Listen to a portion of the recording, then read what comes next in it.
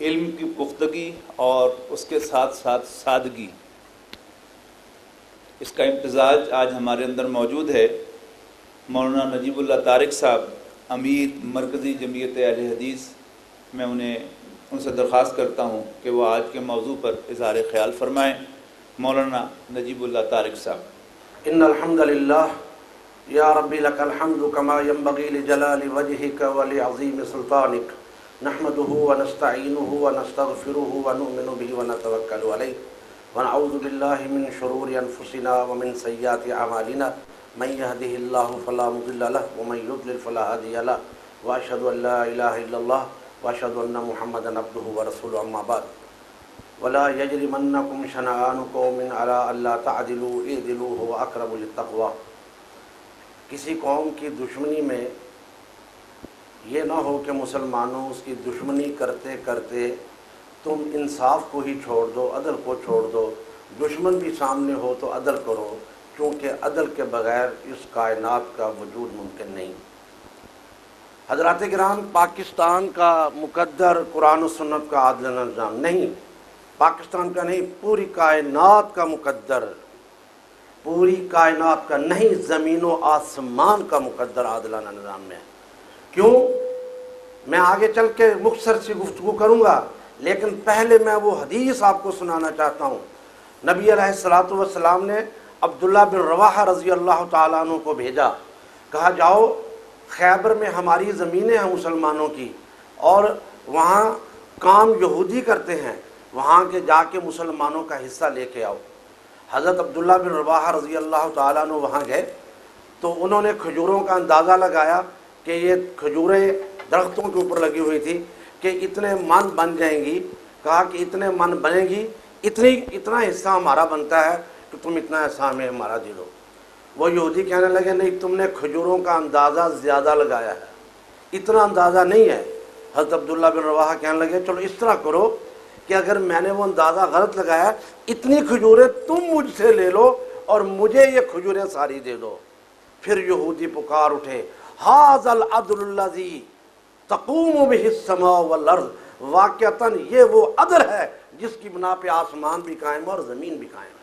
حضرات گرامی، جب میں مسلمان ممالک کی حالت زار کو دیکھتا ہوں، جب پاکستان میں تڑپتی ہوئی انسانیت کو دیکھتا ہوں، روزانہ اخبار میں پڑھتا ہوں کہ بچوں نے خودکشی کر لی، عورتوں نے خودکشی کر لی، ہندوستان ہمارا پانی بند کر رہا ہے، امریکہ روزانہ بم برسا رہا ہے، ہماری سرحدیں غیر محفوظ، ہمارے دریا غیر محفوظ، ہمارے غریب غیر محفوظ، ہمارے مدرسے غیر محفوظ، نہ مسلمان، نہ پاکستان، نہ افغانستان، نہ صومالیہ، نہ عراق، نہ کویت، کوئی ملک ایسا نہیں جہاں سے خون اور سسکتی اور تڑپتی انسانیت کی آوازیں نہ آئے۔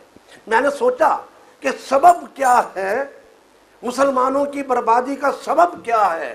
میں نے سوچا کہ اس بربادی کے ٹیسٹ کروائے جائیں، وجہ معلوم کی جائے۔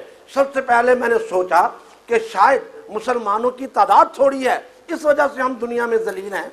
جب میں نے تعداد کو دیکھا، مجھے 1.5 ارب مسلمان نظر آئے۔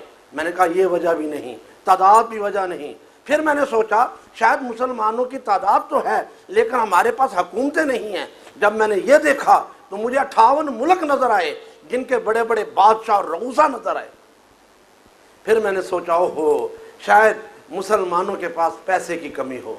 جب میں نے یہ دیکھا تو مجھے کویت اور سعودی عرب کے محلات نظر آئے جن کی ٹوٹیاں بھی سونے کی ہیں، پانی کی، اور مجھے ایسے ایسے مسلمان نظر آئے جن کے پیسے ان کو خود پتہ نہیں کتنے ہیں۔ میں نے کہا یہ بھی وجہ نہیں ہے۔ پھر میں نے سوچا کہ شاید مسلمانوں کے پاس اللہ کا کوئی پیغام نہیں ہے، اللہ کا کلام نہیں ہے۔ جب میں نے اس پہ سوچا تو مجھے نظر آیا کہ پوری کائنات میں صرف مسلمان ہیں جن کے پاس اللہ کا کلام اصلی حالت میں موجود ہے۔ یا اللہ کا کلام بھی موجود، 1.5 ارب مسلمان بھی موجود، ممالک بھی موجود، پیسہ بھی موجود، پھر ذلیل۔ پھر میں نے سوچا شاید مسلمان دینی تعلیم حاصل نہیں کرتے۔ جب میں نے یہ سوچا تو مجھے مدارس کی تعداد نظر آئی۔ پوری دنیا میں مسلمانوں کے مدارس، عورتوں کے، بچوں کے، ایک مدرسے میں 25 ہزار۔ مجھے پرسوں چوتھ پتہ چلا مولانا طیب طاہری صاحب نے حافظ مسعود عالم صاحب کو بتایا کہ صرف وزیرستان میں جو میرا مدرسہ ہے وہاں دورہ قرآن کرنے والے 25,000 آدمی 1.5 مہینہ مجھ سے پڑھتے ہیں، ہزاروں کی تعداد میں مدارس، یہ بھی وجہ نہیں۔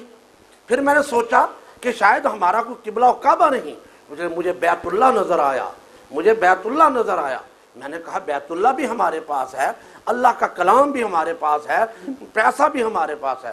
پھر میں نے سوچا شاید مسلمانوں کے پاس اسلحہ نہ ہو، تو میں نے دیکھا کہ مسلمانوں کے پاس تو ایٹم بم جیسا اسلحہ موجود ہے۔ یا اللہ پھر کہاں سے تکلیف ہے، آخر وہ کون سا ٹیسٹ باقی رہ گیا؟ پھر میں نے سوچا شاید مسلمان تبلیغ نہیں کرتے۔ میں نے یہ سوچا تو مجھے تبلیغی جماعتیں نظر آئیں، مجھے اجتماعات نظر آئے، مجھے رائے ونڈ کا 25 لاکھ کا اجتماع نظر آیا، مجھے ملتان شریف کا، فیضان مدینہ کا 40 لاکھ کا اجتماع نظر آیا، مجھے جماعت اسلامی کا 10 لاکھ کا نظر آیا، مجھے مرید کے کا مرکز دعویٰ کا 10 لاکھ کا اجتماع نظر آیا۔ یار یہ بھی وجہ نہیں ہے، تبلیغ تو بہت ہو رہی ہے۔ یا اللہ پھر سبب کیا ہے؟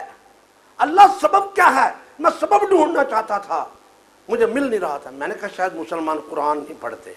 جب یہ سوچا تو مجھے حافظوں کی تعداد نظر آئی کہ اتنے حافظ ہو گئے، ہر گلی میں ہر گھر میں کوئی نہ کوئی حافظ، ان بیچاروں کو مصلی سنانے کے لیے مسجدیں نہیں مل رہی، حافظ بھی بہت۔ میں نے سوچا شاید مسلمانوں کے پاس زراعت نہیں ہے۔